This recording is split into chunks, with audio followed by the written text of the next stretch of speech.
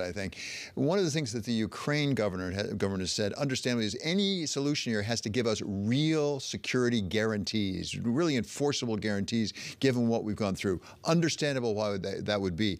Is it possible to do that without going right back into something that looks and talks and sounds an awful lot like NATO? Well, it would have to be refined.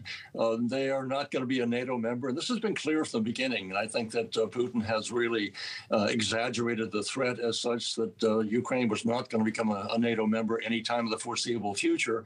And I think that clearly is true now. NATO members are not going to vote for Ukraine to come in, given the circumstances we are now facing.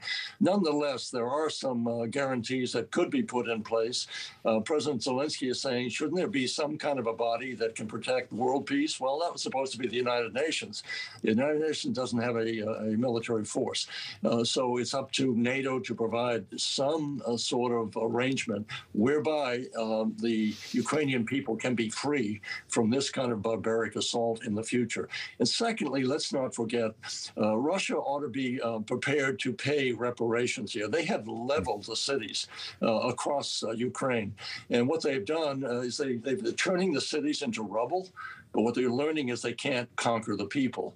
So it's an old expression, a British author who said, you can build a throne of swords, but you can't sit on it. He has been tearing down those buildings, and he's not going to be able to conquer the country. So he's in a very difficult position now, as are the Ukrainian people. But nonetheless, we've seen the weakness of the Russian military. We've seen the cruelty of the president of Russia, and we have learned a real lesson out of this.